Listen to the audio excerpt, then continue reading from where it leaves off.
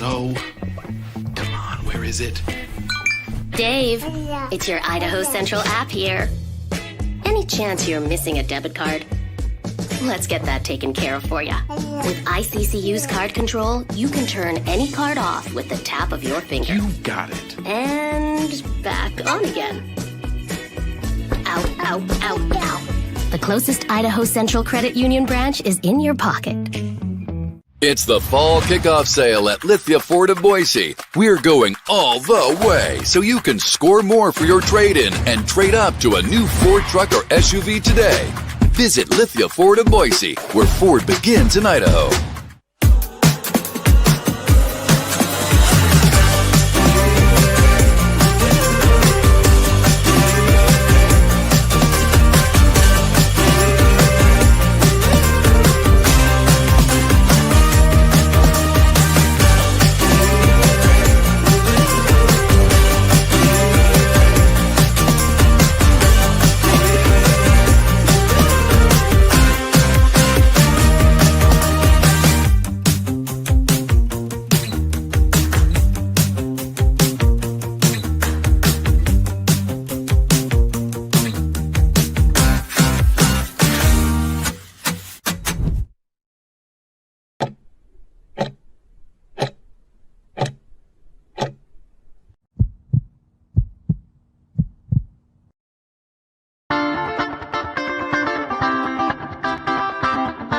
It's time for the Riley and Ridge Show, presented by Jackson's on Bronco Nation News.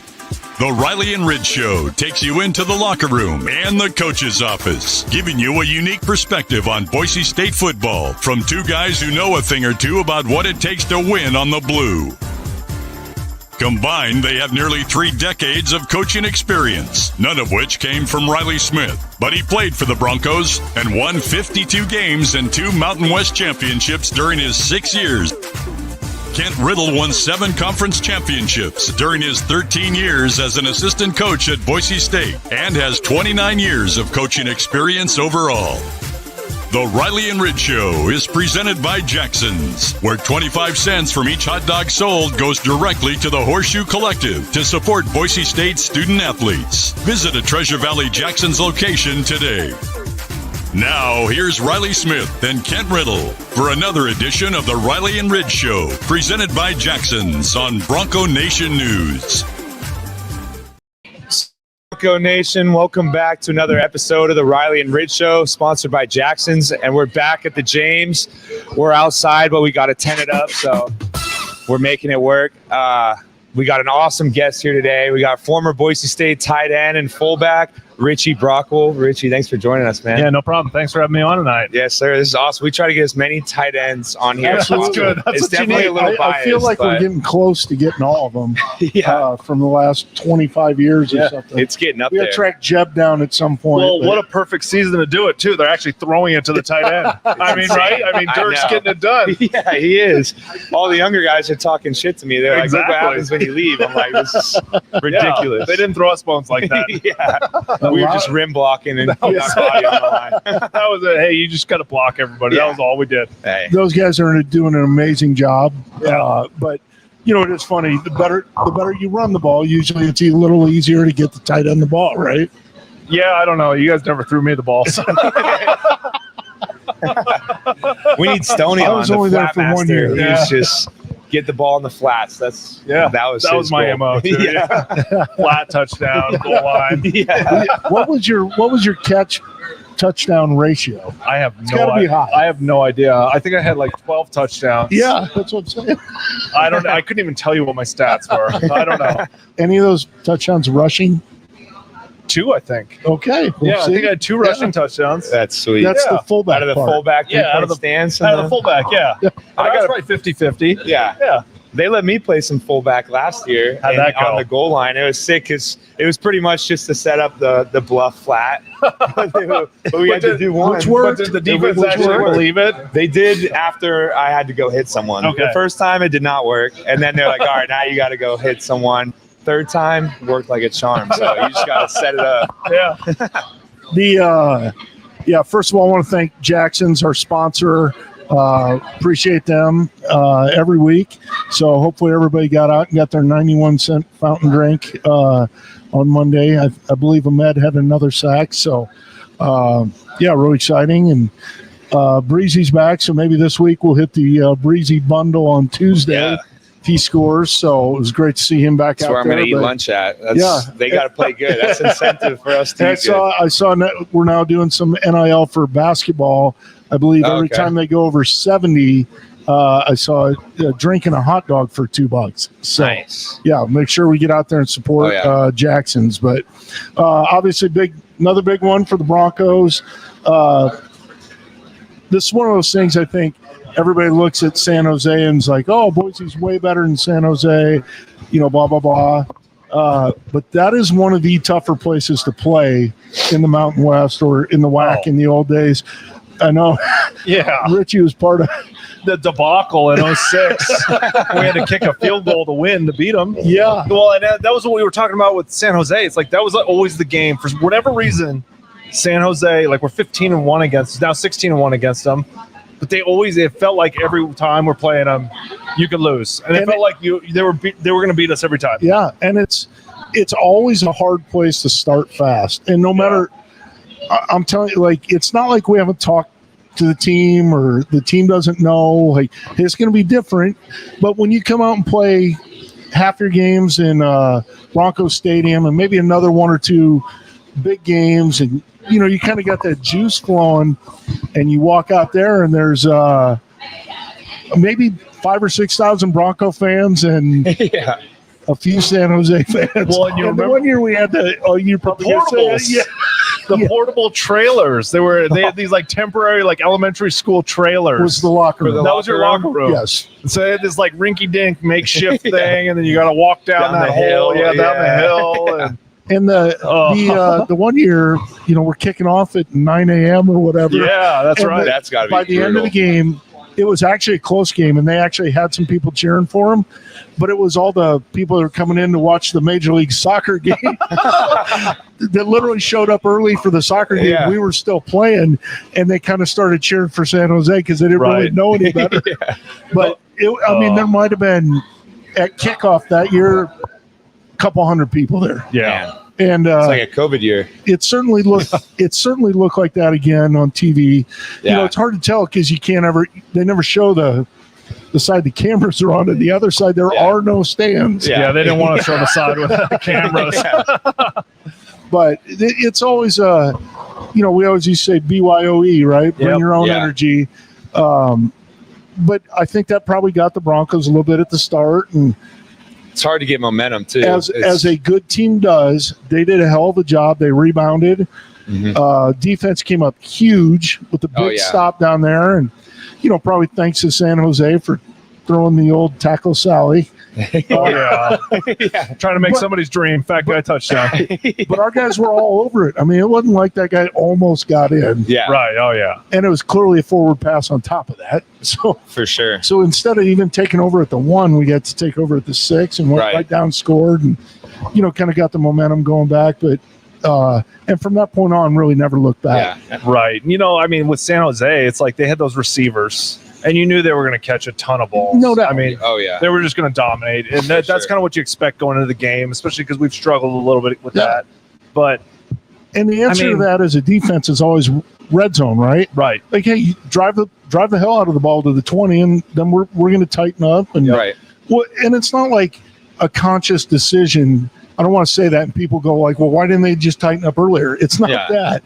You're defending more space, right? Yeah. Yeah, so when things get tighter, it becomes tougher, and that's why, the teams that throw it every time really struggle in the red zone. You hold them to field goals, or they go for it on 4th and you miss, and then the other side of it, you run the ball really well and you take it down the field and punch it in, and you take over the game. And I think that's what happened. Yeah, and missing Tubner too is a having hard Tubes obstacle out too. So them rallying together, and there's a lot of leaders on that defense too. So how good is Tubes? I mean, you played with him, so like I see him out there, and I can see a drastic drop off in the defense when he comes out of the game. Yeah, and what is that?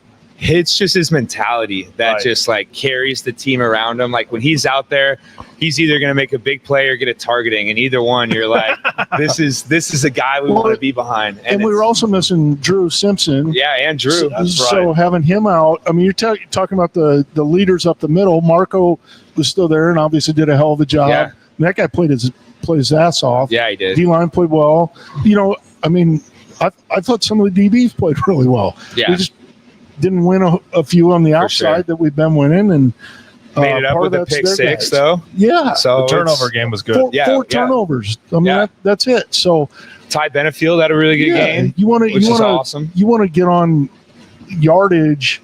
I mean, teams that throw the ball, they're gonna make yardage. Right. Yeah. But especially with their receivers. Yeah. Like, you just got to keep them in front of you. Yeah. At the end of the day, they got out to 14 points and scored 7 the rest of the game. Yeah. So, yeah, I was really impressed, and the whole team continues to impress me. I mean, they're fun to watch. You never feel like they're out of it. Like they just keep battling, and all of a sudden you look up and they're up by 14. Yeah.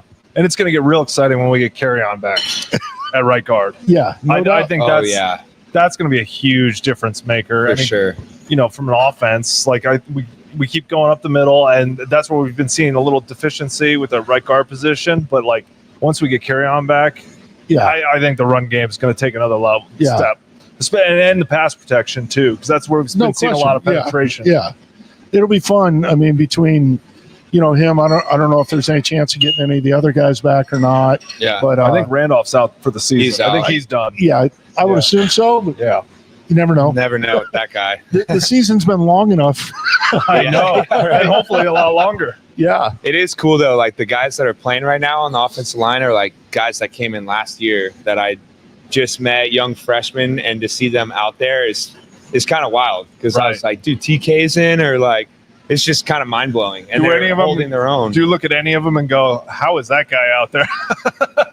Maybe. No, seriously, but that happens every year, right? And some of those guys here have gone on to be not like good players. I mean, great players. Yeah, absolutely. There's something about Boise State too that, like, when it's your opportunity to step up, like, you don't want to let your guys or Bronco Nation down.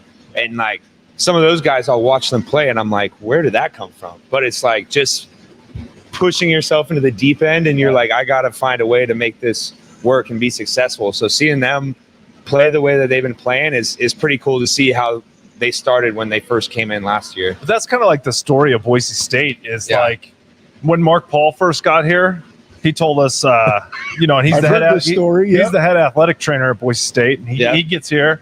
We're giving him a hard time, and he's looking at the team. I mean, this is Nevada. This is some of the best teams we've ever had, right? Yeah. And so he said one of the trainers in Nevada called him and said, what's it like there? And his comment was, I don't know how we win a game.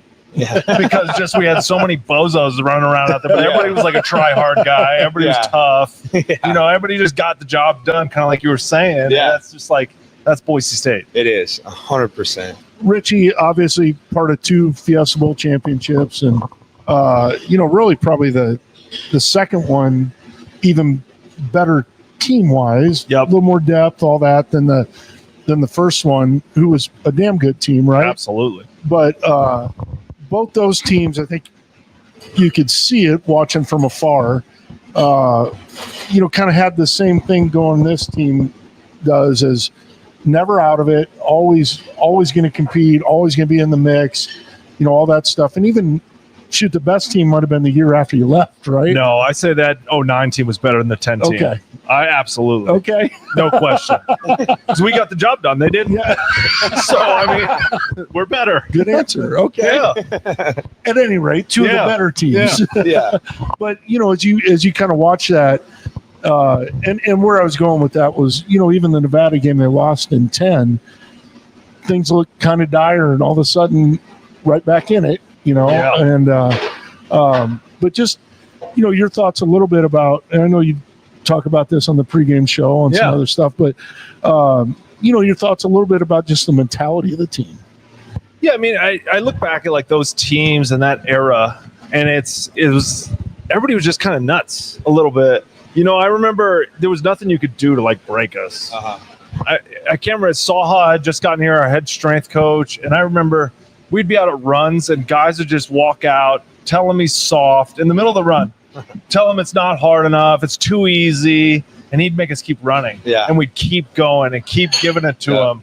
And we would do breaks before 5:45s, telling him he's soft. Like, that would be the break. It wouldn't be like a go Broncos. Yeah. It was just like, hey, come try to get us. And then we would just keep going. That's awesome. So that was just like the mentality. Yeah. And that's kind of carried over. And I think it started earlier than that, but it's gotten, it's just kind of how it was. And I think that's through the players. You know? And you say describe Alex Tubner. Like, he's the type of guy that if I were to pick anybody that could play in that area, it would be him. That was the whole team he's the in that same era. way. Yeah, it was literally the That's whole what I'm team. saying, yeah.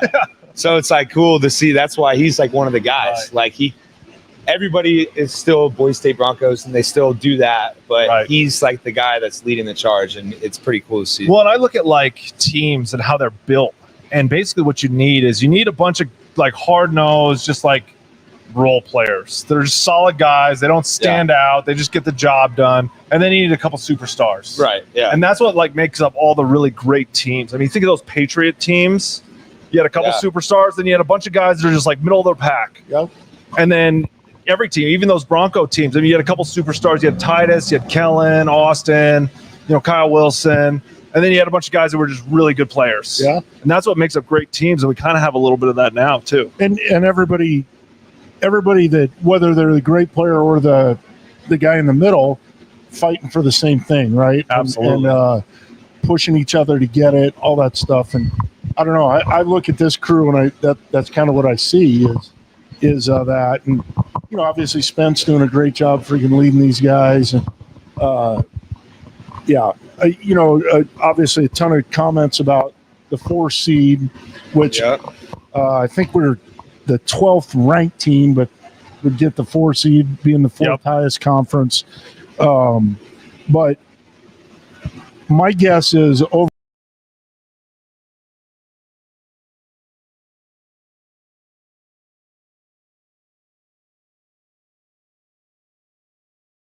Doesn't even kind of matter. Right. In 3 weeks, that might matter. Well, I mean, it's like one of those things. I think as a player, you're probably most excited for the bye and actually to rest. Right? You're like, oh, if we get that bye, it'll be glorious. Yeah. My body will feel better. And, It's a game changer. Absolutely. So you're rooting for that. You think about who you would have back at that point. Oh. And like damn close to 100% healthy, probably most of the roster. Yeah. I mean, even if, hopefully no injuries in the next couple weeks. And, but yeah, if you get that by, and Nathaniel, who's here, actually had that question, if you're Boise State, which would you rather have, first round or first ever college football playoff game, first round at home in an 8th home game, or have a bye and quarters in the Fiesta? I'd take the bye. As a fan, I would like to see him go play at like Ohio State. Yeah, absolutely. Right, that'd be cool. Or but we can catch Ohio State at the Fiesta Bowl in warm weather too. Yeah, that'd be right. And then go to the Notre Dame game next year. Yeah, sure, exactly. It would be fun with BYU too. Like, they're not going to get out of the first round. No, but they're it would be crazy to. BYU won't win the first round. They might not even make it. Snuck in somehow, and I agree. It's all biased. It would be. Away. Trust me, that would be an epic battle if it came to that. Whether it's here, there, or whatever. I mean, you probably couldn't. I mean, I can't imagine what tickets would be selling for. Oh man, it just reminds me of the old Chris Carr highlights. You remember those? When the punter got him. Have you ever seen those? Early days of the shield punt. Oh, we had a pretty good scheme to get a return. We got a couple returns, and they had maybe the biggest punter. Yes, I have seen biggest those. punter I've ever seen. Oh yeah. And we had an NFL punt returner. Yeah. And he did a phenomenal job until he got to the punter. Twice. How much shit did you guys give him after that? I was after that. I came after, but I got to go after the fact. I remember seeing that for sure. That was, yeah. And Chris, being the guy he is like, yeah, I should have made a miss. Yeah. That's wild. Yeah. But no, I can't imagine those guys thinking anything other than we need to beat Wyoming, and everything is focused on that at this point. And then after that game, we need to beat Oregon State, and everything being focused on that. And then we need to beat whoever in the conference championship, which I believe if we win this week, it's here. Yep. 100%. So And let's most win likely this Colorado week. State. Yeah. Let's win this week, and then we need to sell out a conference championship game. Oh, yeah, we not, do. you know, 15,000 or 18,000 or 20. Like, we need to sell it out. I don't think that'll be a problem. You look at the attendance of these I last don't couple think games. it will be either, but let's make damn sure that happens. Yeah. Friday night at like 6 o'clock. I mean, it should be rocking in there. Oh yeah, we should get work off. It should be That Boise. should be a holiday. Yeah. Do we need to call ESI and make sure that happens? Yeah. We need at least 2.5 hours to tailgate, at least. But no, and I think that going back to, I think the team's mentality will be, that's all that matters. Because those guys, they also do appreciate one misstep and it might all be gone. For sure. And in the Mountain West, one thing that I've learned is, like you said about San Jose, you never feel safe. Like, it's a championship game every single week. And everybody, even though we definitely are confident and feel like we're the strongest team, you never know. Well, every play, every blitz, every fake, whatever, that any team's been working on to the point of that year, if they have not used it, it's coming out against the Broncos. Well, we saw it, the tackle screen. Yeah, because they have to. They know, like, if we just try and play them straight up, this is probably not going to go well for us. So we got to create extra possessions, find a way to score a touchdown. I mean, as much as, you know, we're kind of joking about the tackle screen, I don't know if you guys saw Scott Van Pelt's interpretation of the last drive. Oh, no. If you haven't, I highly recommend you go watch Bad Beats. But you know, the last drive of the game, they're trying. I mean, they got first and goal at the 2 and can't punch it in. So there's a reason they went to the tackle screen early in the game rather than on 4th and 1. You know, just try and run up the middle or whatever. Right. I mean. Well, and they're not really one of those teams, like, we're built to get in 3 tight ends and have a little fun. Yes, absolutely. San Jose not really built for that. Yeah. Not so much. We're better at 4 minutes than they are. Yes. But, like, you know, you were talking about like not overlooking these last 2 games and the guys taking it serious. And I don't know how Spencer is at this. You might have some more insight into that. But I remember Coach Pete we'd go play New Mexico State. And I was like worried we were going to lose. Yeah. And then it'd be 42-0 at halftime. But I'd go into the game and be like, oh my gosh, these guys can beat us. Yeah. And I'd be nervous. Well, and I don't know. Like, he was good at that. To me, that's been Boise State football as long as I can remember. And that's a long time. I mean, not much longer than you. But there's always that paranoia of, oh my God, if we aren't 100% prepared and playing at 100%, they're going to beat us. Because maybe part of it's that we did know, like, we're not that much better than they are physically as a team. Yeah, that could be it. I've always wondered why. Like, maybe it's just the mindset. Like, just remember Coach Pete would always like talk about guys like they're world beaters. Yeah. You know, and they weren't any good. You know, but you'd watch them on tape, and you're like, oh, he might be good. Like, he did this move. You know. So we felt that, and then the coaches, like we were talking about on last show, on like Thursdays when it's like the walkthrough type day, the energy and like the paranoia and just the pressure felt so high that like you were like, oh, we need to lock in. And then you, like you said, you go out and you're smoking them. You're like, because it's that environment in practice, right? For sure, right? I mean, like if something's not right in practice, it's like the end of the world. Oh yeah. You know, so.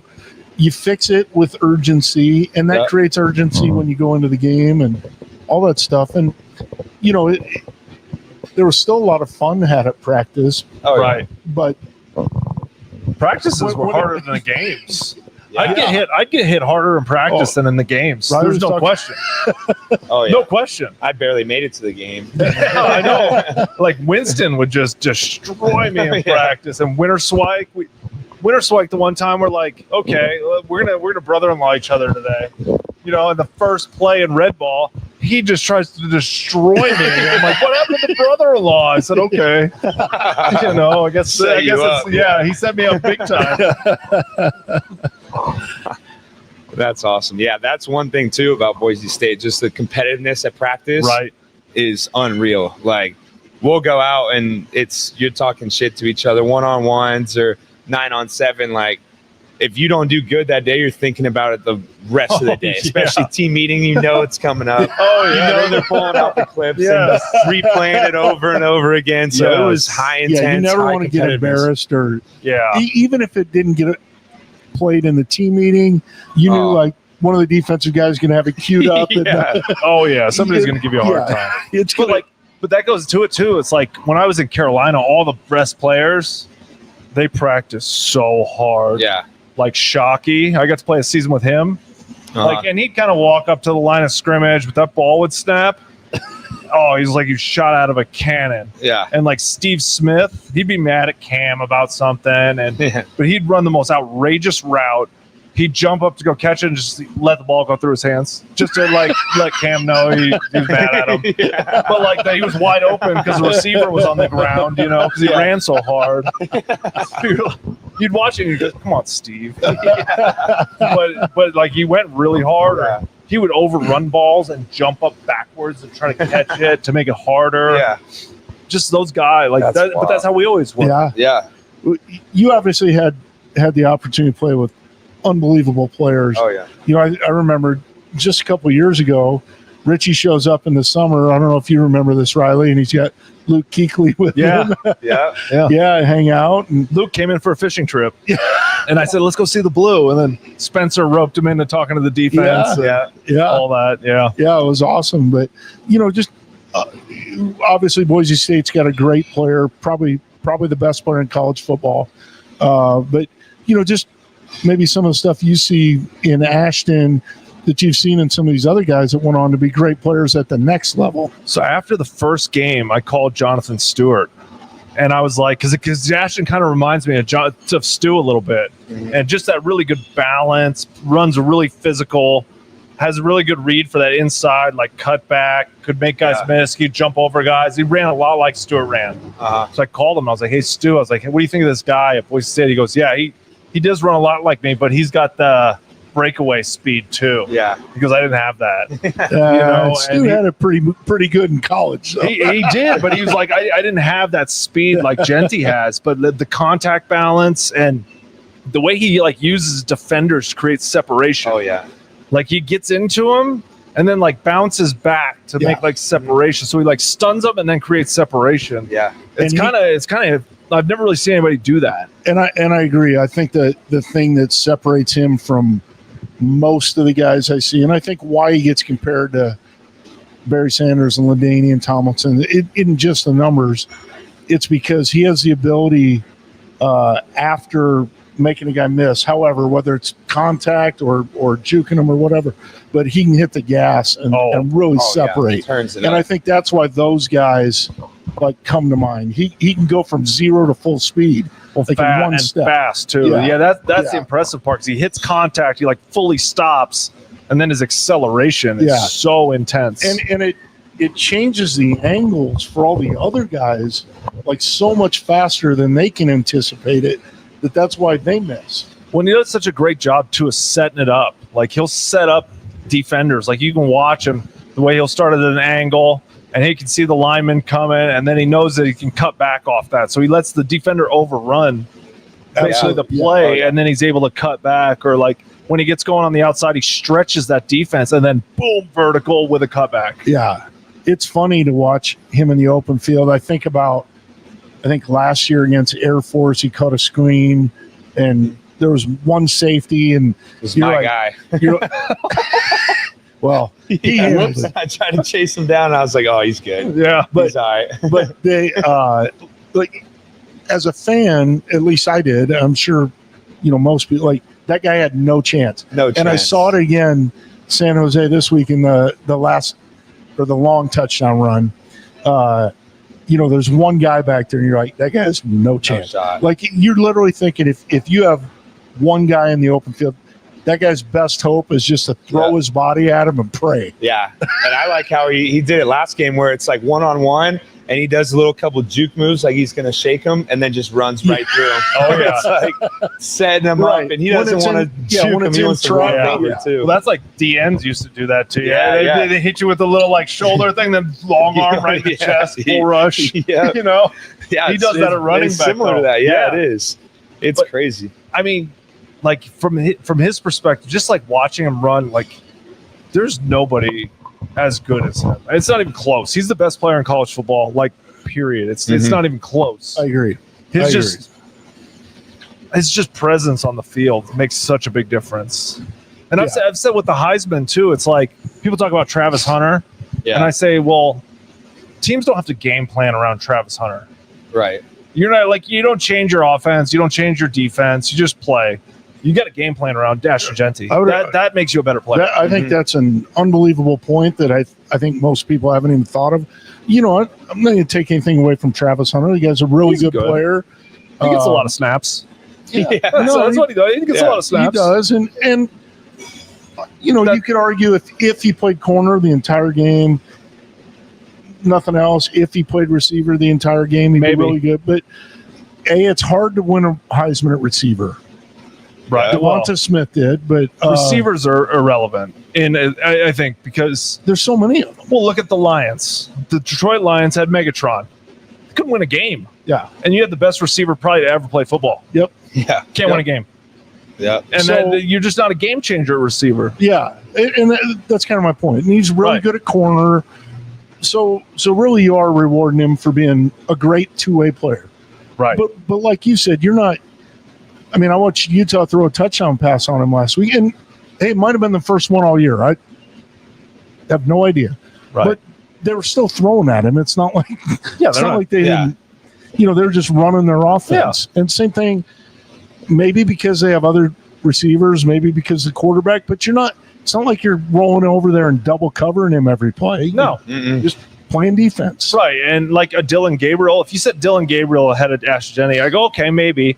Because, like, you kind of have to account for him. Yeah. You got to kind of take special care to say, hey, this guy can run. He's got a good arm. He can do a little bit. Like, we kind of have to do something about this guy. Yeah. But that's not really what you have to say about Travis Hunter. And he's probably – Dylan Gabriel's probably hurt a little bit because there's so much talent around him. Right. He doesn't do everything he's probably capable of doing. Right. And, at Boise State, we played Dylan Gabriel, and – He was good, but we knocked him out of the game, I think. And we're pretty good at that with Oregon quarterbacks. And with Dylan Gabriel. He was at UCF at the time. Oh, yeah, that's right. But it is. I think this is the year, too. They don't really want to give the Heisman to another quarterback. I feel like it's been a long line of quarterbacks, and now there's an opportunity to give it to a skill guy. So that's why I'm like, it's either Ashton or Travis at this point. Well, and I I'm think with you. The reality of it is it's not even close. There's 3 weeks left. This thing's going to sort itself out way more over the next. Like, all you've done to this point is get yourself a ticket to the party, right? And it's going to sort itself out over the next 3 weeks because, both teams are. I mean, Wyoming's going to show up. They might blitz 11. Like, what are they going to do if we blitz 11? Yeah, I don't know. And Jeanty will still have 150 yards. Yeah, we'll find a way. But here's the thing: like Travis Hunter. He's got 3 games where he's caught the ball under like 50 yards. Yeah. And you're out of the conversation immediately. And that may happen again. Oh, well. Yeah. He's above average receiver. Yeah. So, I don't know. It'll be I hope people are actually watching and not just looking at stats. Right. Well, I mean, if you're looking at stats, you got to pick Jeanty. Well, I agree, but I'm saying if you're watching, it's a snap count stat. It's the bias. That's what it comes down to. Yeah. We're seeing it in the polls. We're seeing it everywhere. It's the West. I don't even know if you can call it West Coast bias, but it's the bias against Boise State. Well, we play a lot of night games, so there's a lot of people, literally, that are whether they're voters and maybe not the CFP committee. But the AP, the UP, or the Coaches Bowl. Yeah, and those are they don't even watch. Yeah, don't even get me started on the Coaches Bowl because I watched how that goes down. Yeah. There's a lot of coaches that aren't. They're not throwing them out. Yeah. It is crazy too how much hype's been around this Heisman candidacy. Like, I mean, maybe it's because I'm close to Boise State, but like I'll scroll through Instagram and it's Ashton Travis, Ashton Travis. That's all I get every too. single video, and it's crazy. I think it's going to be a lot closer vote than maybe the national media might lead you to believe. Yeah, And like you said, to me, it's going to be sorted out over the next 3 weeks. I mean, Ashton might go for 300. I mean, in one of these upcoming games. right. He should. He could. I mean, in all seriousness, like there's an outside chance he's at 1,800 and something now. I mean, he could easily hit 2,600 or something. Right. Just the nature of it. Because the one thing about playing everybody in the box is once you make the first level miss, It's gone. it's over. Yep. So it doesn't take much to get a couple big games going. I just think it'll be, if one team ends up in the playoffs and the other doesn't, that'll affect things. Definitely. We got somebody on here said a Kansas and Arizona State fan for 1 week. Yeah. Yeah. I, as a coach, and I'm sure you guys as players, that's all great. I mean, all we're worried about while we're part of the program is what we can control. Right. Oh, 100%. And you're not even kind of worried about the rankings or whatever. Yeah. I mean, Well, I got a little grouchy about the rankings one year in 2009. I got kind of grouchy because we had beat Oregon at home. We annihilated them. They had yes, that was minus 3 yards rushing in the third quarter, and then they jumped us in the polls. So I remember when that That's happened, fair. I was real grouchy about the polls That's fair. when that happened. Yeah. But that was probably the only time. I'm pretty sure we finished Yeah. ahead of them. Oh, yeah. Yeah. Yeah. No, that was the year they went to the national championship. Oh, really? Yeah, because they were at like number 3 or something Yeah. when we played them, and we were down at like 6 or 7. And then we passed them, but then later in the season they passed us again, and they ended up, I think, in the national championship that year or something. Well, that doesn't seem fair. It was ridiculous, and we beat them.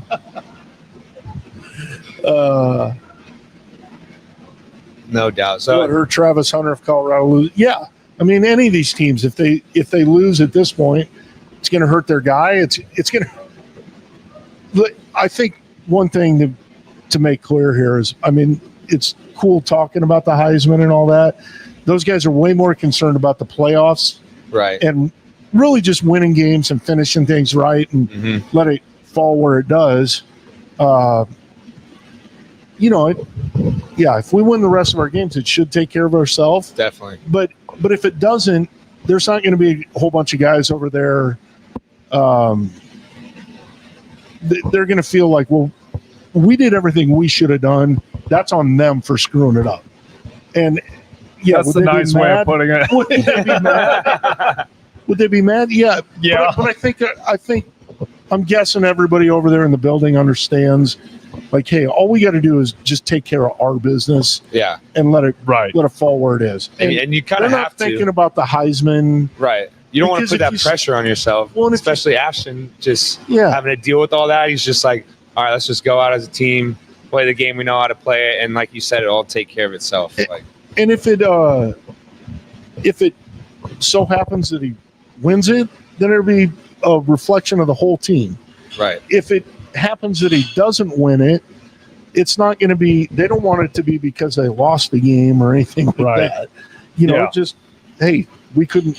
That was out of our control, Right. and there'll be a little bit of I'll be animosity. yeah, grouchy's a good word. Yeah, as a fan. Yeah, and I think all the Right. fans will be, and I think the players will. But then again, they might actually come out and show it in whatever game they got to play a week Yep. later. I know. And Yeah. the other team might not be really happy about Yeah. that. Right. I know. It's like the Gators when Sam Bradford won the Heisman and then the Gators smoked him. That's right. It's like, take it out. Yeah. Feel their wrath. Exactly. It'll be sweet. I'm confident it's all going to work out. Just keep winning games, and it'll all come together. Well, and if it doesn't, it'll be a storm on X of complaining. BJ might get canceled. He's gonna be. I would like to see that. Let's put a mark on that one, BJ. If Jeanty doesn't win the Heisman, you got to get canceled on Twitter. We got a good question from Kellen, or where's it at? Yeah, Kellen from Mayor. He said, best Fiesta Bowl stories. Oh, let's see. I mean, I look back at that first Fiesta Bowl, and I was a redshirt freshman, so it was kind of my first year playing. Mm-hmm. And then there was some incidents that happened, and there was a guy that got sent home, another tight end. Oh, man. So he got sent home, like, right out of the gate. And I remember everybody was kind of shocked about it and kind of concerned, but in the back of my mind, I was a little excited because I got all his reps he was supposed to get, I ended up getting. So I ended up playing a ton in that game. It was awesome. So that was cool. Yeah. But just I remember, like, after the first Fiesta Bowl, it was just it didn't even hit you right away. Like, it was so, like, amazing. Like, you couldn't even believe we won. Yeah. Like, we knew we were going to kind of win going into the game because we could watch them on tape, and it's like they weren't that good. Right. But then you're, like, sitting there afterwards, and you're like, yeah, we really did it. Like, we beat those guys. It was weird. I tell people this all the time. I mean, in the lore of Boise State football, it's probably better it happened the way it did. Right? No question. But it was on the verge of being a blowout until the punt backed up and hit Iona Key in the leg. Yeah. I mean, had that not happened, it might have been, I think it was 21-0 at that point or something. Yep. And, looking like they were going to drive right down, score again. All of a sudden, it tightens up a little bit. And in Carolina, they had a guy, Frank Alexander. He played on that Oklahoma team. Oh, man, did I enjoy giving him a hard time. Because he was just like, we thought we were going to kill you guys, and you guys got lucky. And I was like, Frank, we were killing you guys. What are you talking about? Yeah, if anybody got lucky, it was them. Yeah, absolutely. Yeah. We were lucky it was even close. And even the pick six at the end. Oh, yeah. Not the end, but, that put you in that. Yeah. Like, that was a little bit of a lucky Dennis Ellis re-breaking Adrian Peterson's collarbone. Yeah. I mean, just wild. We were just beating him up. Yeah. Unreal. What was it like going into the next season, like that spring ball and winter workouts after being Fiesta Bowl champions? Well, I think Coach Pete started to feel the expectations. Yeah. Because I remember that offseason was brutal. Yeah, right. And we ended up kind of falling off a little bit. That was the year, what do we always say? The year the year that nobody remembers. Yeah. When we went, Chris Johnson destroyed us in the Hawaii Bowl, ran for 300 yards. So that was just a weird season. It was just nothing really clicked great. We went to Washington, lost there. But we had a brutal offseason. And you did win 10 games. We did what? Yeah, because I only had I had 2 losses, 3 losses my whole career or something. 2 losses. So no, I want to make sure we're all under the same page. Right. Yeah. The bad season was. Yeah, we lost 2 games. We lost to Hawaii with Colt Brennan.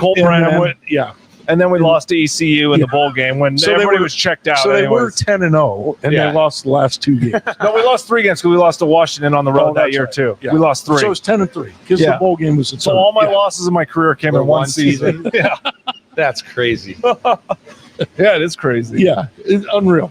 Yeah, but my point being, I mean, we talk about that like it was a down bad year. year. We had the pity party at the end of the year. Just so bummed out. We lost 3 games. and I do. Yeah. I remember the Hawaii Bowl. I mean, Chris Johnson. Oh my gosh, unstoppable. He was unstoppable. I remember standing on the sideline watching him run. This guy is going to be unbelievable. Where's he at on everybody's draft board?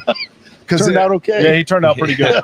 He had a good career in Tennessee. You got to see him plenty. Oh yeah, I got to see him a couple times. Yeah, he was pretty good. The best story I think I remember, that whole bowl game scenario, was you guys practicing and Hawaii practicing on their field, right next to you. Oh no. Yeah, so we go out and we go to so we're doing the Hawaii Bowl, and Hawaii's going to play Georgia at the Sugar Bowl. Mm-hmm. So they're practicing first, and we're showing up to practice after them. Yeah. So they got all their banners, WAC champions. we walk up, these guys are like riding bicycles around the field and just like walking around. And I just remember being like, that's who beat us. Cole Brennan's like riding wheelies on his dirt bike. It was like, it just hurts so bad. That hurts. And then we knew they were going to go down there and get blown out. We were watching their practice. Like, these guys aren't going to win. Like, how are they going to beat Georgia? I think it was like 45-7. Yeah, it was a blowout. They just didn't match up to that style of team. No, not at all. Which is why you always got to be able to run the ball. Absolutely. Yep. Which, I think even in college football now you see that. Like the air raid, it obviously has a place and it does good things for you. And its concept have really become part of everybody's offense other than maybe Army, Navy, and Air Force. Right. But the if you want to win consistently and really play for championships, one of the things, as much as we've thrown the ball here, it's always been about running the ball. Always. Well, and look at like, and stopping the run on the other side. If you just look at all the pro offenses, like what do professional teams run? They all run the ball. Right. They all run an eye. Nobody's spreading it out and running an air raid the whole game. Never. Because it doesn't work. Yep. It doesn't work. And like, we kind of talked about this before we got on, was like, these coaches come into these programs with an ego. They've got their system. This is how they do it. I'm going to run this offense. I'm going to run this defense. They don't look at the guys they have and go, well, this is what I can do. Mm-hmm. I just took a job at Air Force. I can only run the triple option. Like they're not going to Air Force and trying to run the air raid. Right. Because that wouldn't work. Well, it'd be awesome for Boise State. Right. We're not in the same conference anymore, but that would be awesome. Having been a guy that coached at a service academy, if you get out of that offense and go to like the air raid, like everybody's like, oh yeah. Thank you. We appreciate that. Yeah, or the go-go. They're running UNLV, the go-go. Yeah. Which is I formation football. That's really what it is. 100%. Like weird eye. It's That's why, in my opinion, and knock on wood, but Boise State hasn't been that big a deal to play against them because they all start from, hey, we're going to stop a two-back offense, and then we evolve from there. Right. And even though most teams we see aren't playing two-back offense, that's where it kind of starts. So then when you do see that, it's not that big a deal. Right. And I think something we've always done really well too is we've been able to handle like different packages and adjustments. And we have our base stuff that we run, which is like basically a pro style offense. Yeah. And then we can throw wrinkles off of that with different guys, different position groups, whatever you got to do, formations. And that can kind of change things up for us. Yeah. But like the base is always that pro style. Absolutely. Like an NFL offense. 100%. And you even think about, as a guy that both you guys played tight end and fullback and all that, whether we're in true two-back or the tight end's the move guy or whatever, I mean, it's still kind of the same thing, right? And yeah. You get to the same thing eventually. Yeah, right. Just dress it up a little bit. Yeah. I did like being the motion guy. It's always fun to I mean, at practice it sucked because you're just dog tired. Like every play, they're like, all right, we're sending you across the field. Yeah. But it's fun because you're like, I got to run all as over. far away as possible. Yeah. Tell you to run full speed. Oh, and then by the way, we're going to rim you back. Yeah. Well, and if you get good like tight ends and fullbacks, you can do a lot. Like something we did in Carolina, we'd go 22 personnel. We'd have the fullback, two tight ends, and one receiver, and we'd have put Tolbert at tailback. So that was like our short yardage package. So we got a 240-pound running back, plus me at fullback, plus two tight ends, and Steve out of receiver.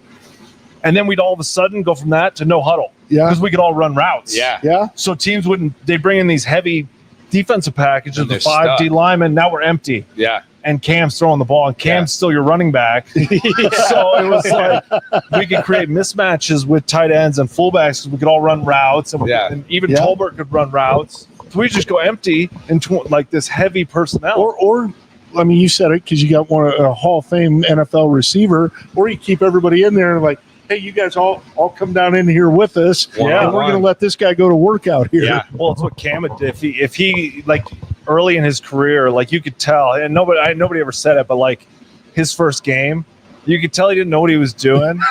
because Steve caught for like 280 yards in that game. And I think what he'd do is he'd just drop back and he'd panic and he'd just throw it to Steve. Yeah. That sounds like a hell of a plan. That was a good play. It worked really good.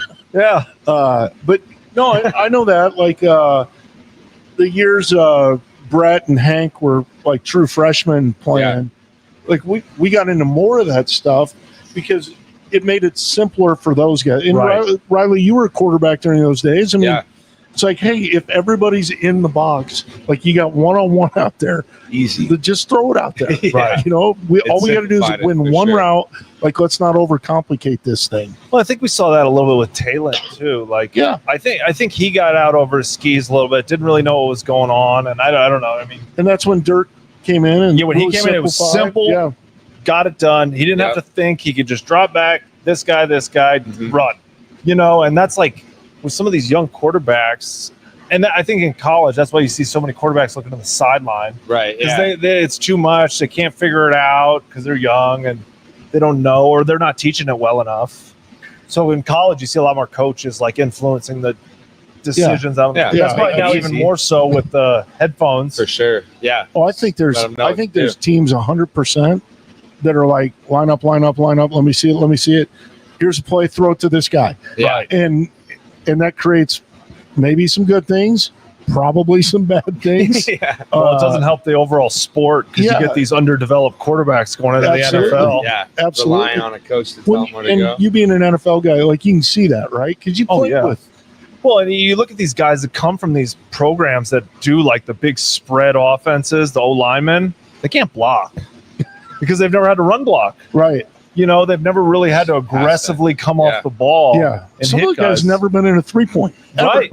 Yeah, like I can't imagine that. A little bit like the quarterback that everybody on draft day, you know, they're talking about like the guy's never taken a snap from under center. Uh-huh. You're like, well, that's That's a going to be an problem. issue. Yeah, that's an issue. It's going to be like you can say it's not, and like, oh, we'll teach him and blah blah. But in the NFL, you're going to have to get under center and For sure. take a snap. I mean, I always laugh. You know, these teams that there's a time in 3rd and 1, 4th and 1 to be in the gun, and you know, you got some different things you can do out of that, whatever. But offensively, if you put the quarterback under center, you know they're going to have a guy over the center or 2 guys in the A gap, one of the two. Right. Because if they don't, they're basically just giving you the first down. Yeah. 100%. So you really minimize the looks you got to worry about. Right. You know, you see all that. I've So- even seen guys do like taking a knee out of shotgun. I'm like, that's insane to me. That's crazy. Insane. We even, I can't think of how many different things could go wrong. oh yeah. We had a, And I get why they do it because they've never They don't never wanna do done it, the yeah. other. right. So I get it, but all I see is like, oh my God, this is at some point going to happen. Yep. Gotta be scary. We had the same problem in high school. It was like our semifinal game, and we were always shotgun team, and we had to go under center for taking a knee. And I was in a two QB system, Right. and this quarterback has never taken a snap under center. He went under, and I was like, oh shit. And he took a knee but fumbled it, and they returned it for a touchdown to win the game. But luckily they called him down. But I was like, that was probably the worst thing that could have happened. And so I can't imagine them having to go to the NFL and have to deal with all that. Well, there was one time we went in the gun to take the knee, and it was against Tampa when Greg Schiano was there. He came from Rutgers to Tampa. Because they were. They were like Yeah. Oh, so yeah. Schiano was that making almost started a couple so brawls, So right? I'll tell you about that. So those guys would get on the line of scrimmage, and because I would always be in there on those plays, because the starters would come out and they'd let the backups in, so we could get more of the player performance checks because our checks were higher. So you get like a bigger performance bonus snaps. based Yeah. on Yeah. snaps. Yeah. So I'd always be out there, and I remember the D lineman would be coming up like, "Sorry guys, like he's going to yell at us if we don't do that." Like the defensive guys would be apologizing to the old lineman. Because they were just like, he's going to kill us if we don't do this. And so we just put Cam and gun and had him. That's why Schiano did not last That is long why. in the NFL. Yeah, those guys hated him. Speaking of Cam, another question. Harry B. Harry B. with the question.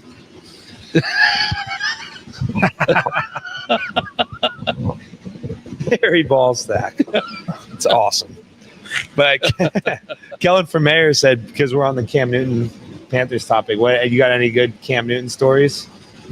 Cam was like, he was like playing with like a kid. Yeah, like a 12-year-old. Yeah, you know, he'd do great. He'd be dancing, doing all the good stuff. Yeah. He'd make him like get in the tank. He'd put his towel over his head. But then like midweek, you'd hear something in the news. He would just like hop a fence at an elementary school and go out there and throw the ball around with the kids at recess. Yes. You know, he loved kids, and like he would sit in meetings and eat Fruity Pebbles. Yeah. And you're like, Cam, you're like, I haven't eaten those since I was in like sixth grade. Yeah. But he was like fun to play with. He was so athletic and could do so much. But you'd see stuff like that and you're like, Fruity Pebbles? Like, that's what we're going to eat in meetings? Yeah, that was like George Shalani and Khalil. They were like little kids. Sour Patch Kids. Sour Patch Kids. Right. And they were just Mountain Dew. And I was like, how the hell are you guys so athletic? And it was crazy because I went and sat next to him the one time because I was going to special teams meeting. He was still sitting there taking notes. And I looked over at his notebook. I mean, perfect cursive. Yeah. And I still write in cursive. So I was like, I looked over, I was like, oh, he writes in cursive. And I looked at it again. I go, it's like calligraphy. It was like perfect. Like, wow. The images you see, like when the kids are learning it perfect. Yeah. Like it was wild. I go, Cam, I was like, your handwriting. He's like, I just always done that. Yeah. Just like it was like no big deal. And I was like, it looks like you're writing the Declaration of Independence. I mean, I think that's one of those things that's sometimes misunderstood too, is like because a guy's that good a player, like he didn't work hard. Oh, he was an animal. He worked super hard. I think that always gets misunderstood. Like even the best guys, how hard they have to work. Mm-hmm. Oh, and that's not, I mean, obviously he worked hard. Not to take, like, I'm sure you worked harder. Oh yeah, I had to because it's even the marginal. Which I say marginal, like I didn't have the talent, the natural ability. Yeah, I mean, a guy that's fighting for a roster spot, right? Because every day in the NFL is week to week for all but a few guys, right? Yep. Oh yeah. I mean, there was 2 years. Every day I showed up, I was like, "Oh, today's gonna be the day. I'm gonna get cut." Like I would just sit in my locker and wait for. We called him the Grim Reaper. It was this guy that they had that would come get you and take you to the GM. Yeah. And he'd come in the locker room and everybody kind of look at him, and then they'd walk through and you're like, ooh, all right. But the thing they do too is they bring in the tryout guys every week. So like practice to be getting over and the coaches go over to work out the tryout guys. There'd be 5 tight ends over there. And you're like, okay, they're not going to cut Greg Olson. Yeah. They're not going to cut this 11-year vet, Ben Hartsock. So that leaves me. So they're clearly trying to replace me with these guys over here. And you see it every week, and you're like, okay, I'm on the fence here. Yeah, but I think that's one of those things that people just think like, oh, you're in the NFL, you're good, and not understand how hard you have to work to stay there. Oh yeah, that's the hardest part. And again, there's some exceptions. I mean, Tom Brady probably wasn't worried about getting cut in year 6, right? But well, and part of it too isn't even so much how you're performing. It's like other positions where if there's some injuries at like defensive line, like a couple starters get hurt. Well, they got to bring guys up now to replace those spots. Well, they need to clear room on the roster. And if you're the 52nd, 53rd guy, you might get cut just because they need another defensive lineman. So it might not even be your playing ability. It could just be because they need another roster spot for some other position. Which is why you got to be a great special teams guy, right? Exactly. Unless you're at quarterback or O-line, really. Right, exactly. D-tackle, maybe. And you talked about that. I remember when you came and talked to the team after Dex at the barbecue. Okay. And that was kind of your message. You were like, I wasn't the strongest or fastest or naturally gifted, but I found a way to like work hard and make it through and stick around and be a good locker room guy. And so that was one of the like messages that spoke to all of us when we were out there, because we were like Boise State. We've always felt like the underdogs. And so it's like, how are we going to outwork everybody in the nation? And so that was a great message that I always remembered. So it's I'm cool glad to remember that. Yeah. I don't remember saying it. But no, because that's like the thing too, is like I feel like you make a niche for yourself. We're seeing Matlock do that right now. Yeah. We're like, hey, Yeah, he's creating value for himself. Oh, Right? 100%. Like, hey, now it's like, oh, we don't have to carry this extra body on offense because we can have Scott do that. Yeah. And we don't need this other backup defensive lineman because we can have Scott do that. So, and that's kind of how I was. It was like, okay, we need a fullback, we need a third or second string tight end, and Emergency long snapper. Right? yeah, a third string tailback to come in and just pass protect. Yeah. And maybe run a ball or two. And that was like me. So I just did all those positions. And then 5 phases of special teams. Mm-hmm. So you kind of make these niches for yourself. And the only way you can do that is through hard work. Yeah. Without question. I just think that's always one of the things that people kind of misinterpret about not just pro football, but, pro whatever, like how hard guys actually work. And there's always certain guys that are just, more blessed than others. Oh, with yeah. Whatever, size, speed. But even the ones that are really blessed that don't put in the work, you watch them Don't last fizzle. long. You watch them fizzle out. Yep. I've seen that happen to a lot of No doubt. guys. And you just The best ones work their ass off. Oh man. No matter if they're the best guy on the team, worst guy on the team. I mean, we talked about Luke Kuechly earlier. Yeah. His film study was insane. Yeah. I mean, hours and hours every single day, just studying tape. But he had it down so good. He could call out during practice. Our coaches had to tell him not to call out what we were running because he knew all our calls. He knew all the formations, and he could just call it out. He could, based on how we lined up, how we motioned. Yeah. He could. They're running counter. That's crazy.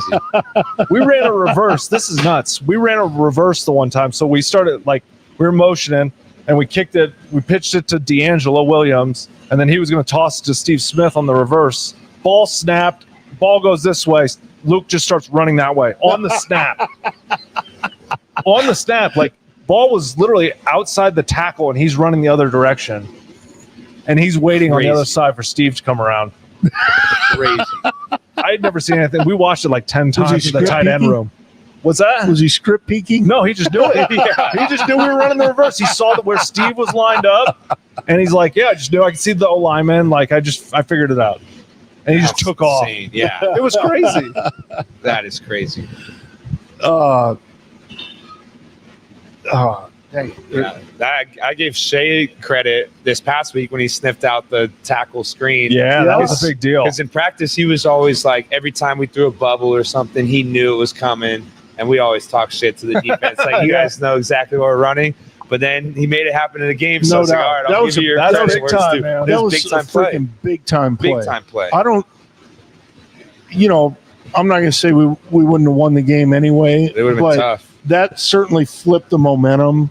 And it was awesome to see those guys all over it. The defense, those guys get so much crap because they give up some play. Like you said it. I mean, if they throw the ball every down, you're going to give up some plays. Right. So Absolutely. we need to get over that and start worrying about how many points they're giving up, which is not very many. For sure. Look, we're a defense too that we thrive on sacks. Yeah. We're going after the quarterback. Yeah. And when you do that, God, we were in zero. How many times? yeah, you're going to give up some balls. Yeah, And and you know what? It rattled their quarterback. Yeah. It took a while, but it eventually got to him. Yeah. And I don't think there's enough appreciation for how good a defense we're playing. Not just average, and that brings up another one close to my heart, and I know yours, but everybody's on the special teams thing.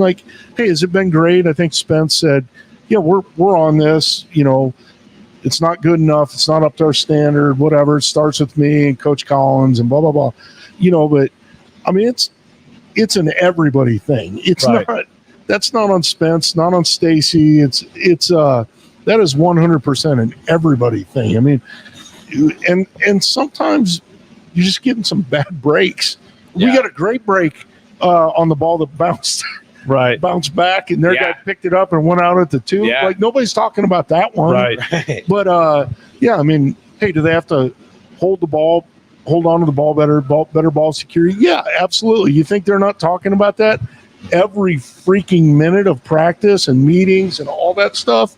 Yeah, absolutely. And we got to kick the ball deeper and punt the ball higher. And I would like to see us, if we get in the playoff, let Dalmas do kickoffs. Yeah, I would think that's probably a chance. I mean, he's certainly the most tested, most reliable guy. Like I appreciate the fact probably not doing that yet, right? Because it's you only got so many kicks in that leg, and we need him.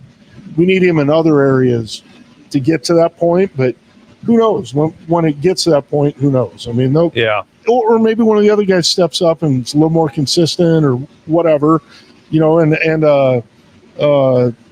John JFR or whatever, the punter, he's obviously a really good punter, but we got to have hang time. Right. I mean, like 60-yard punts are cool. 60-yard punts at 4 seconds, not so cool. Yeah. A couple of the NFL guys used to be like, hey, just hand my man the ball down there and we'll get the starter gun ready, set. I know, yeah. So I think it's all that stuff. Yeah. I was disappointed about the fake field goal too, because we've been practicing that for 3 years. Oh. And I remember last year was just set up so perfect, and I would always be yelling, we got to do it. Yeah. And the one time we did it. Yeah, BJ was asking what you see, and it didn't work. Yeah. I mean, the reality of it is their guy didn't rush as hard as he had been. Right. On film, and he fell back into it. Yeah. I mean, if that guy rushes like he normally does, then we're outside one guy and it's just running off the tight end's blocket. I mean, here's the thing. It didn't work, which is a bummer. And, you talk about take the points, whatever. But we are where we are now. And so the reality of it is other teams have to defend that now. Absolutely. Exactly. That's what I was going to say. Yeah. Like that was a perfect time to run it. Yeah, it doesn't. Yeah. It's not like they have to defend that. They have to defend like, oh God, we might be a little light over here. We might be a little thinned out up the middle. I mean, I'll bring this up because you were a coach. As a coach, they run the fake. How many years back are you going and looking at fake? Oh my God. I mean, you're going back 10 years. Yeah. You're blowing so much time. Going, they ran the fake. Okay, what else have they done in the past? There's no doubt. It's just down the rabbit hole. He's going to look what he did at Penn State. Every school he's ever been at. You're practicing. I can tell you some of the fake States wrote because I've coached against him. So you're going to the option to the boundary with the pass option off of it. I mean, you're like, okay, so not only are you pulling those out and seeing them, but you're showing them to the players. I mean, everybody, it slows everybody down. It's not just the one they ran. Yeah. And would it be better if it worked? Hell yeah. No question. It creates enough chaos. Yeah. I think you remember like in, I think it was your freshman year, 05, we ran one against Fresno. I don't remember. I don't know. Was your freshman year at Fresno? Yeah. Yeah. And we struggled. We didn't hit it, but you know what? They didn't rush nearly as hard the rest of the game. That's right. So, all that stuff. Well, and as a player, when something like that happens too, back to Schiano, I remember the coaches had gone back and watched some old 1AA tape. Yeah. And he had this one blitz that he ran one time when he was coaching at whatever state. And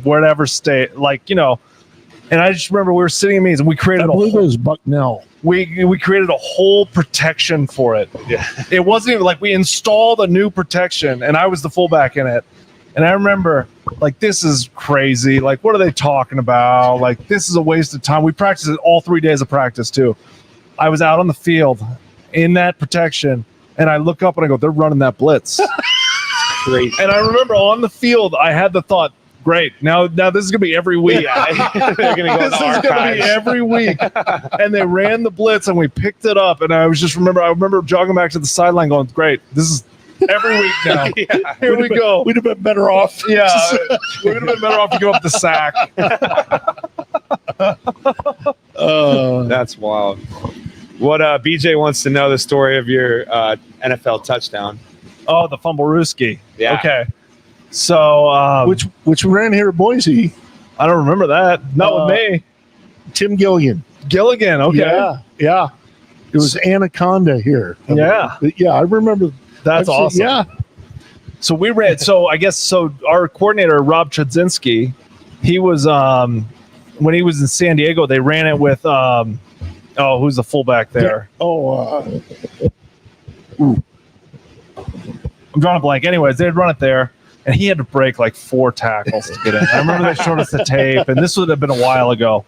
And so they installed it the Houston Texans, and it wasn't just like, hey, we're going to call it. It was we had a 22 personnel play called before that, some kind of like hard play action. I was out in the flat, and then we went no huddle into that, and then so it was organized. We practiced it twice. So not a lot. So I was thinking, okay, we practiced it a couple times. We're not going to call this thing. Yeah. And I remember we're in the huddle, and we're in 22 personnel. And they call the play that's going to lead up to it. And Cam goes, okay, when we're coming back, no huddle. We're going to Fumble-Rooski. And I go, okay, here we go.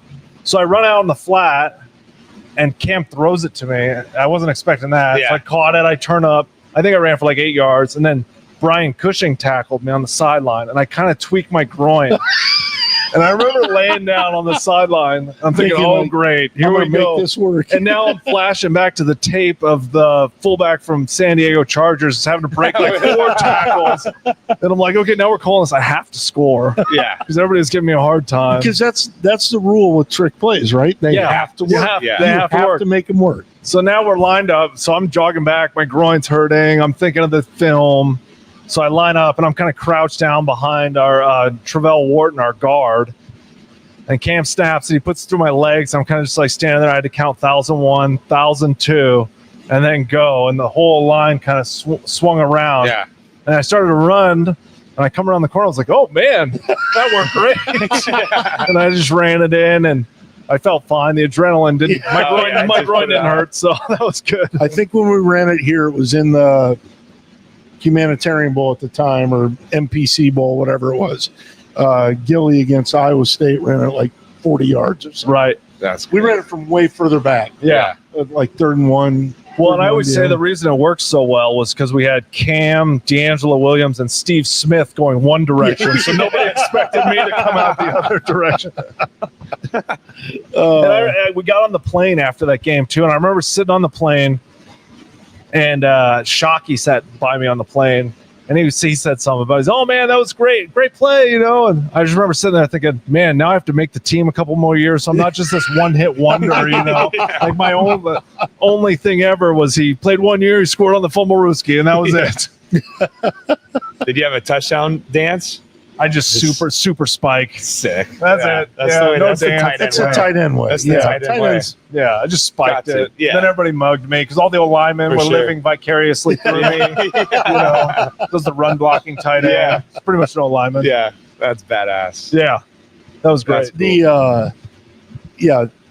The trick plays offensively, like everybody, on the sideline, everybody that's involved, like, Yeah. you're like living for that play. Oh, yeah. Because it's got to work. It's got to work. Has It's to. got to. And then when it works, it's, everybody's like, oh. Yeah. Well, the Because best most of them you practice for. months. Yeah. Well, and the best is you're on the sideline too, and you're like, they call it. You're like, hey, he called it. We call it. Come on. Here it's going. And everybody gets all excited. Yeah. Oh, yeah. Harry B. Harry is, B. is very concerned about the run game up the middle. I just want to get Rich's thoughts on this, because most plays actually go up the middle. Oh yeah. Well, I mean, look, like, again, probably BJ's burner. He Yeah, might have it is. switched It it. sounds like his might burner. have switched it this week because he's Yeah. always very concerned about the number of yeah, I run mean, plays up the Harry middle. B. the way teams are playing, like our offense, I mean, they're loading the box up, but they're heavy. They've got heavy edge presence, and I think just kind of the way it's just Ashton's he's an A-gap runner, number one. I mean, he's so good at like getting up to the ball and then cutting back, setting up defenders with the guards pulling. I think that's just his natural tendency is to be an A-gap runner. And we are running a fair amount of wide zone. It's not like Right. it's not like every play is doing that. Some Right. of them hit there. Well, and you know what? Some of it too has been kind of the penetration we've been getting up the middle is disrupting those like more outside type zones because it's taking away the cutback lane. So it looks like it's an inside run because he's starting out in an angle wide for the cutback, and that inside penetration is kind of disrupting it. Right. So I think we might be running more than people think. I agree. But then also, like, I just think we have. There's so much edge presence when you load a box. You put 8 guys in there. It's like you obviously have 2 edge defenders, and that you can't reach. They're going to force you up the middle. Yeah. For sure. Yeah, And I mean, I would like to see us pass it to them more. yeah. But I'm sure they have reasons for doing what they're doing, unbeknownst to me, because I'm not over there. Right. 16, 17, 18 hours a day like they are. Yeah. But I feel like we're in pretty good hands with the guy calling the plays. Right. And the Well, offensive a lot staff. of it, like, too, is going to be where safety positioning too. It's like, okay, if they're putting that extra body on the outside of the right and you want to run to the right, well, now you maybe have 2 unblocked defenders over there. Yeah. So you kind of have to take it up the middle and hope you can get that cutback through the A gap to the weaker side. We've certainly played against a lot of teams that kind of just call plays. Right. And I know you guys have seen that, like, as we study film, like, can't believe they're running that play. Yeah. But they're just calling plays, and it's not really relative to the defense. And you know what? Every now and then you get lucky, and it kind of works out for you. I would tell you this: Boise State is not just calling plays. Not at all. There is a purpose and a reason, and And it could be just set something up in the third quarter. For sure. yeah, and I don't think they're calling stuff they don't think won't work, but they're not concerned if it gets 2 yards because Right. it's going to get 18 or Yeah. a touchdown later. And when we do hit that perfect combo, that's when it's just that Yeah. 70-yard run. Like, Absolutely. and it wears them down too. Like when No Ashton's question. running up the middle and they're hitting him at the line of scrimmage, we get 6 yards out of it. That's like Yeah. a mental. And most of the defeat. plays Yes. we're running, probably the number one play we're running is double team, double team, double team. yeah. I mean, you don't think that wears out those dudes? Oh, Oh, if you're a defensive tackle, that's just Sickening. that's a long game. And I Yeah. would say even going into the game, you think those guys aren't thinking about that? They know. Like, For sure. They know. Yeah, and I see us go tempo at times to make it so they can't sub, Yeah. like all that stuff. Smart. I mean, again, we're not just out there calling plays. Right. Right.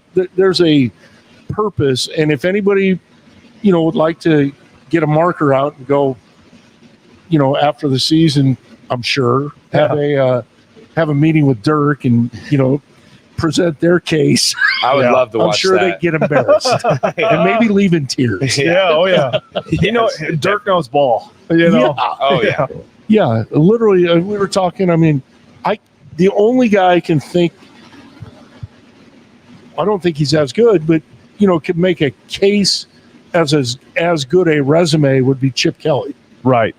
But he's definitely not as good. Yeah, I mean, to me, that's literally the only guy that's been a head coach in the NFL, head coach in college, successful at one, not at the other, and an offense coordinator. Like that's literally the only guy. I can't think of anybody else. Well, and think of the guys he's coached too. When he was in Jacksonville, he had Jones Drew. When he was in Atlanta, he had quarterback Matt Ryan, Julio Jones. Julio. Oh yeah. Yeah, I mean, you're literally talking about the best offensive coordinator in the business. Mike Evans and in sometimes Tampa. we feel the need to Deshaun Jackson. Oh, yeah, all those guys. I mean, we feel the need to question what he's up to. Like That Deshaun Jackson, that gives me a flashback.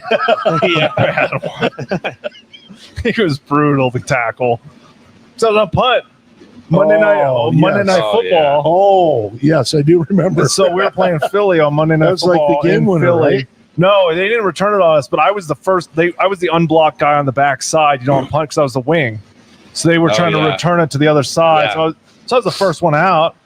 I'm running down the field. I'm like, oh, no one's blocking me. This is great, And Deshaun's back there. He's getting ready to catch it. He didn't fair catch it, and sure enough, I go to tackle him. He just hits me with and I just fall over. I swiped at the ball. I did not remember that one. Second time, same thing. Going down, unblocked. I'm running down. I'm like, oh, I'm free. Deshaun, same thing. He hit me with some little move, but this time I had swiped at it. I almost got him to fumble. I definitely didn't make the tackle, but You're a quick study. Yeah, quick study. Yeah. I knew I was going to make the tackle. The third time would have been a fumble. But that's a bad feeling running down on that guy. Yeah. Unblock, you're like, okay, there's no one else to contain this guy. Like, I'm not in a phone booth. I'm like in open space. And to me, that's why you were talking about earlier, but the hang time thing, just it's huge. Such a big deal because the only chance against returners most of the guys covering have, and I think about this even when we had Avery, like we're not blocking the snapper. Like that guy has no chance of tackling. No chance. Right. You know, so you start playing those games because that guy's back there because he's, if not the best athlete, like certainly one of the best athletes. Yeah. And all these other guys you got trying to tackle them have to worry about protecting first. Right. So now you're, like try and take that into consideration. If you stop and you're both at a dead stop, I'm betting every time 100% on the returner. Oh, no that question. he can start faster. Yeah. Oh, no question. Yeah, and Well, okay, I got a thought. You're a special teams guru. I've always wondered why teams don't just all-out blitz every time and try to make the block.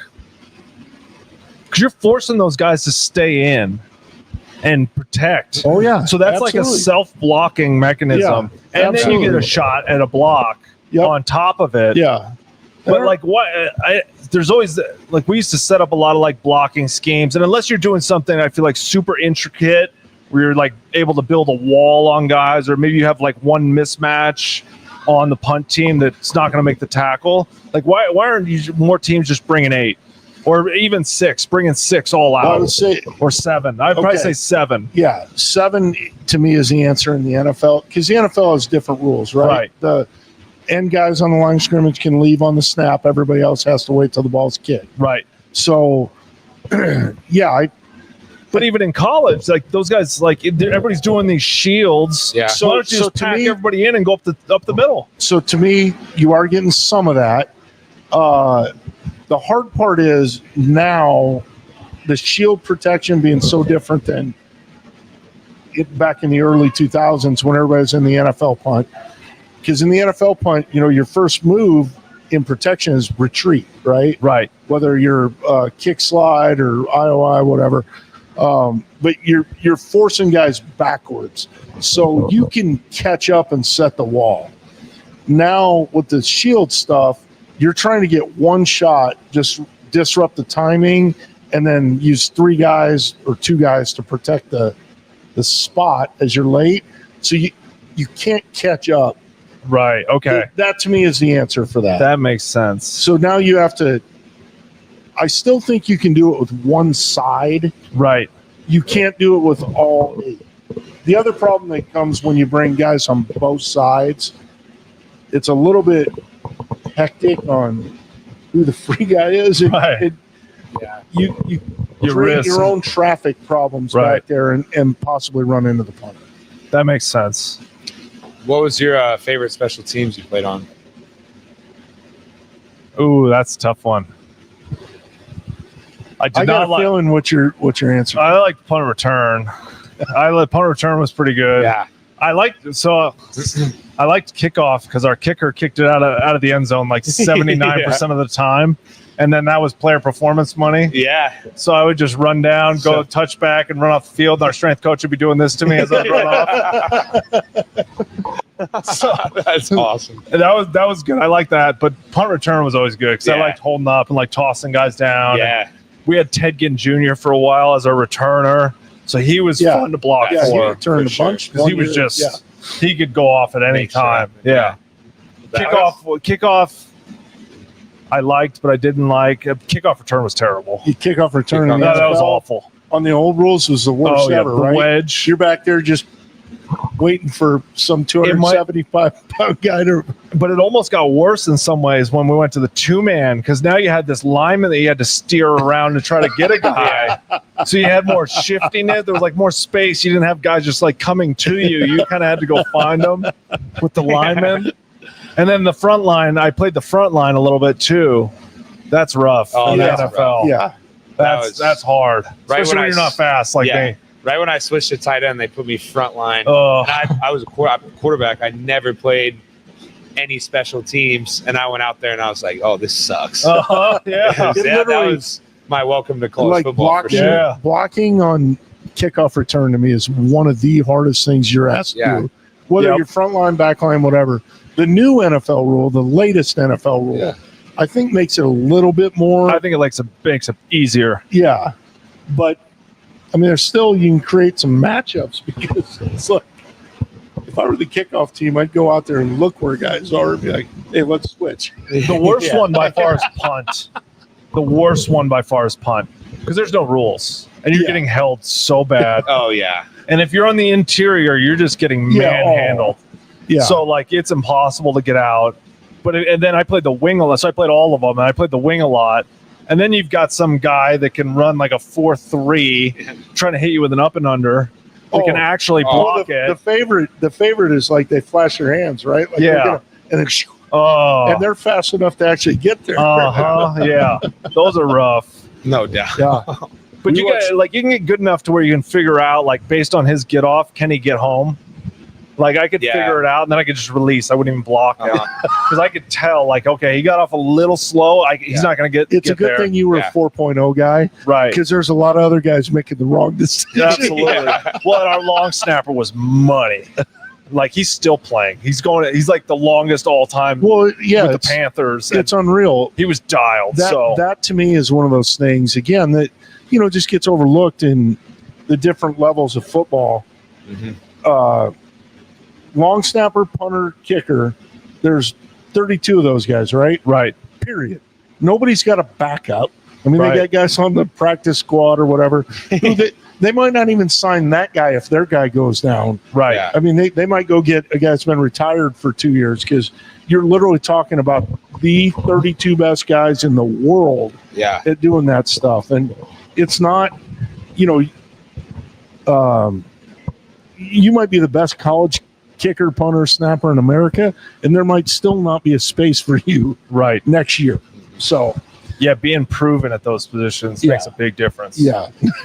Yeah, because nobody wants to. You don't want to risk that. You don't want to lose a game because the snapper rolled one back. Right.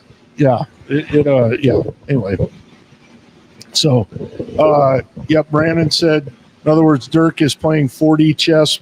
Rest of us are playing checkers. I would say. Yep. Absolutely. No question. Yeah. And hey, I'm not trying to make fun of everybody. I'm really not. I'm just saying he is. I mean, no different than the best neurosurgeon in the country. The guy is trained for that for 30, 40 years, whatever it is. Yeah. And he's been the top of his field forever. I mean, I'm not going to go in there and sit down and talk about that, and I would sit down and try and learn from him, but I'm not going to sit there and say, like, why'd you do that? Right. Yeah. I might say, hey, why'd you do that? Because I need to know why you did that. Well, he's used to game planning against defenses that are exceptionally more complicated. And personnel. Yeah. You got a game plan around that guy on defense. Yeah. Like you're playing against Aaron Donald. Like you got to change your offense for that guy. One week you're playing Aaron Donald. The next week you're playing Luke Kuechly. The next week you're playing Deion Sanders. Whoever. You got to change your blocking schemes for those guys. And so I think that matters. Oh yeah, Definitely. BJ's all fired up about the KU pooch punt. That was huge. That was not great on BYU's part. Nope. Generally, you're trying to get away on that, and nobody in fairness to the corner, like nobody's helping him get away. Right. I mean that's not one person's job to like figure out to get away. That's on the returner, which they were pooching it. So, right. But it's on the safe. There were other guys around there who could have been yelling at my man, helping him out a little bit, and it didn't happen. But those are why you do those type of things and try and create those kind of plays. Yeah. So, yeah. Definitely. Any final thoughts as we kind of, we touched on the rankings a little bit. Mm-hmm. I guess last thoughts on that. Like, what are your thoughts? I probably gave mine more than anything. I mean, it's just the rankings just make me so angry. Yeah. You know, because it's so heavy SEC bias. I think those SEC teams stink. Yeah. I like 3-loss SEC teams ahead of us, and then some of the other teams, like, it's just shocking because none of the I'm gonna get all mad now. None of those teams play anybody. Yeah. You know, they play each other. Well, they play each other, and then they play a bunch of Division II teams. There were a bunch of essentially great games against Mercer, Louisiana Monroe. Right. Yeah. You know, some schools you couldn't even point them out on a map. Right. And they beat them by 40. Okay, great. And then they play each other. So nobody really knows how good they are. But I think when you really look at it, I think they're all overrated this year, specifically. Well, and you know, in the portal era, I mean, a lot of those teams have been thinned out from where they would have been traditionally. Yeah. You know, and the talent's not only spread amongst the other SEC schools, which you can see Vanderbilt rising up, South Carolina getting better, some of those, but it's also in the ACC. It's in the Big 12. You know, there's guys in the Mountain West that played it. UNLV's 2 best players were in the SEC. Yeah. You know, I mean, so I think all that is probably thinning things out and making it a little bit more equitable. The transfer portal's been great for college football. I think for distributing talent. Yeah. I wish they had a little more like restriction around it. Right. Yeah. Maybe like a contract. Well, I mean, once you layer in the NIL stuff to it, I wish they had more like restrictions, like in the NFL, where they do like, hey, your first 3 years, the team can tender you, and then for a minimum salary, and they have exclusive rights to you for 3 years. And then after that, way, right? I think that's the way it should be. Yeah. And then I think something else they should do is assign like a value to players. Like, so, hey, Ashton Jeanty, if you look at it, he's a starter, he's a running back, he plays at Boise State, he's got like a $500,000 buyout. So let's say Jeanty wants to transfer to Alabama. Well, Alabama has to pay Boise State $500,000 and then pay Jeanty's NIL. So then Boise State gets rewarded for the development of players. Agreed. But then like a backup at Alabama, if he wants to transfer to Boise State, he's got no value because he's transferring down. Right. And you say, okay, maybe or I mean, if the guy did have value, Boise State would have to pay it, right? Which probably wouldn't happen. But that's what I'm saying. Like, if you're a backup and you're going to transfer, like no payout, no buyout. There's no value to those positions. But like a starting quarterback's got like $1 million. Pump up the Broncos, like we might be getting people coming here that think they're Heisman Trophy hopefuls. Right. It's really true because that's like, as a coach, you get a freshman guy in that these SEC schools didn't want, and you put all your hard work in developing them, and then they can just bounce whenever they want. Right. That's tough. And here's the other layer to it. Here's the other layer to it even then too. If you're a smaller school, what you do is you put incentives in coaches' contracts where, hey, if this guy transfers up and we get this buyout, you guys get 10% of it. So then you can get good coaches to go to smaller schools, recruit high school talent, develop it, get them. Okay, I would say this. If I was still coaching at Boise State, I'd be all about that. Right. Now that I'm on the outside, I would say like, hey, I just want to do the best I can for the school I'm at. Right. No, and I think the truth's somewhere in between there, right? Like you should appreciate the value you brought to the university and all that stuff. But I would honestly be nervous about that because, I think about like, the work Winston Venable put in with Ashton. Right. And, he's not coaching him anymore. And had Ashton left after 1 year, not to take anything away from James Montgomery, but had Winston left after 1 year and Ashton transferred up, like, how's that? Yeah. How's that work out? Now, that's right. I would say where Ashton is now, Coach Montgomery should get we should go over there and write that guy a big check. But I was just using that as an example. That's a great example. Yeah, it's a good point. I just that thing, I guess to me, your reward should come in that you did right by the guy, and and your rewards will come whether it's from the school you're at or another job you take or whatever. I'd be. That one scares me. That's honorable. I mean, it just does. It does because I'd love to say everybody's doing it for the right reasons and all that stuff. But I could see guys. You see it in recruiting now, like all these guys that market all these guys they recruited, and you're like, did you really recruit him? Because I was recruiting the same guy, and I never even kind of saw you in the mix on this one, but whatever. Right. Yeah. So anyway, it's good points though. It'll be interesting in the next couple of years for sure. Well, the reality of it is, like the NFL, it is a money game now. Yeah. Oh, well, it's a professional league now, especially once they implement them becoming employees of the universities. Yeah. You're a professional league. You got to have a union. They're going to have to start collective bargaining. Honestly, I think that's one of the things coming. Right. That most of the players aren't, like, they're all fired up to be employees and the benefits of that.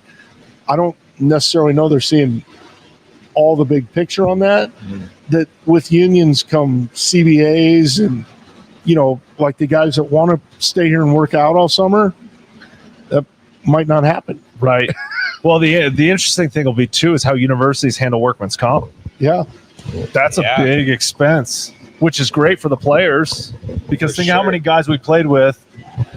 Well, it's like you blew your knee out and now you're just Joe Schmo, and it's like you got this injury for the rest of your life. Riley, was at one point a very, likely NFL prospect, right? And by the end, the reality of your body telling you, like, that's probably not in the cards. I'm going to move on and do something else. But But how do you justify the medical expenses, the workman's comp, that part of it? Yeah. So now workman's comp will cover that life. Right. But the university's got to foot that bill. What are those premiums going to look like? Like, that's one of the biggest sticks in the NFL is the workman's comp. For sure. Teams don't want to pay it. Yeah. So I don't know. That's going to get real interesting. Especially with concussions and all that long term. Like, it's crazy. Yeah. No, that's a great point. But it's going to get wild. That's literally one of the biggest sticking points, right? In the CBA every year with the NFL is injury compensation and all that stuff. Well, they don't want you to file the claims. Like, they try to get you to not file them. And but if you do, it's like, okay, you're either covered or when you're done, you create some kind of settlement and you get paid out of them. And that and the hours that you're allowed to be there. Oh yeah, and that's strict too. That's real strict. Oh, guys, every year I think it's the Ravens every year lose practices because they just say, like, we don't care, we're gonna do this, and then, like, 2 more practices off. Like, well, there's guys that hit the timer and they're out. They're done. Especially when the PA reps show up. Yeah, well, they'll come out and watch practice. And I'm being serious. Like, to me, that's something that's probably what the players want. Right. The flip side of it is the development piece takes a turn down. Mm-hmm. Well, it kind of goes back to, we were talking about coaches earlier, and Dan Lanning. I mean, he's got to struggle with that. Convince the players we got to go so hard. Dan Campbell. Dan Campbell. We got to go so hard to get the reps in and get the work in, so we can develop and get our bodies ready to hit all season. Yeah. It's I look at it from the other side and say, for coaches, that's the best thing that could happen. Right. Is a collective bargain. Like, you guys can only be here, these times a year, these hours of the day, and not as coaches, you can't stay longer, once the players leave. But I mean, if you hit a 4-week period, the players aren't allowed in the building. Yeah. Well, they're just going to send you out on the road. They're going to say, go hit the recruiting track. That might be true. That would definitely be true. But at some point, you can actually, take a vacation with your family. Because that's the thing. These guys are, like, there really is no off time right now for the coaches. They're 100%, because you're either coaching, recruiting, or recruiting your own players to stay. Right. And that's so there's no downtime. And for those guys to, be able to, like, just shut it down entirely for a week or two and, like, be able to put the phone away and, all that kind of stuff.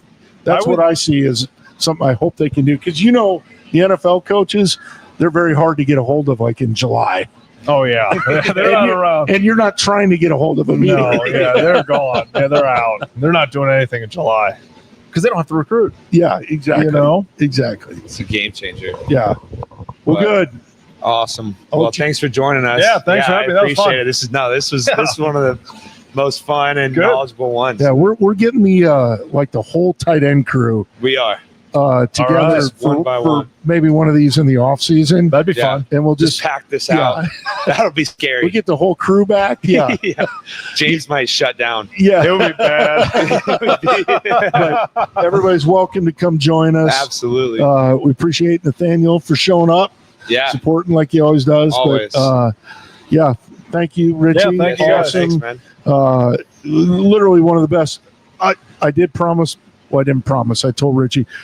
What are you up to these days? Oh, okay. Let's get that taken care of. All right, so now I'm a real estate agent. I sell real estate, and I'm a CPA as well. So both on my own practice and my own real estate business. So that's kind of what I'm up to now. And Sweet. yeah, they did a pregame show. So if you need a Boise State. realtor or Yep. a tax accountant, hit Richie up. I'm sure you're under Google. We can. Oh yeah, find you can and, just Google me. I'm out there yeah. somewhere. But They got all the yeah, info. this guy probably understated on his part, but 4.0 student, guy that got his CPA license while you were still in the NFL, came back here, did some of that, and then went on to realty and Yep. and Sweet. now back doing both. But you couldn't do any better than this. Obviously, they're competing with a bunch of former Broncos, Oh yeah, especially the yeah. realty. Yeah. I know. We got the whole crew over there. That's what makes it fun, though. You got Mike T. You go and make fun of him every day. Mike T, Yeah. Donnie, Nick, Slack, you yeah. got the Oh, it's whole- great. yeah. Tyler Horn. Elliot Hoy. Yeah, you got that's the whole great. crew. It's fun. It's fun to bust those guys' Yeah, chops. no question. But no, we really appreciate you coming down. This has been fun. Tried to get it in the works for a little bit and Yeah. worked out tonight. So thank you. Yeah, thank you. I think I've told Riley, but it's just a fun deal for me to, still kind of be involved with you guys and get around, tell some stories. Yeah. We probably missed some of the good ones tonight. We can tell stories all night. All night. Some are good for air. Yeah. Yeah. Some may be better in person when nobody's recording. Yep. Sure. Save for the tight end reunion. Yeah. No sounds allowed. All right. Well, thank you. Thanks Awesome. to Yeah. Jackson's. Riley, fire away. Yeah. We'll let you know next week what the schedule Yeah, is. it might be a little different. Trying to work on it. And BJ chose to go to the Cayman Islands instead of Laramie, Wyoming. Come on, I have BJ. no idea Priorities. why. So not sure what our status for next week Yeah. is yet, but Yep. we'll figure it out and make sure we get it done. Yeah, absolutely. Thanks and for tuning big in. game in Laramie this weekend. So Come on. Cold everybody one. tune in, cheer on the Broncos from the warmth Oh, yeah. of your couch. Oh, I'll be there. No doubt. Thanks, Sweet. Richie. Thank you. Thanks.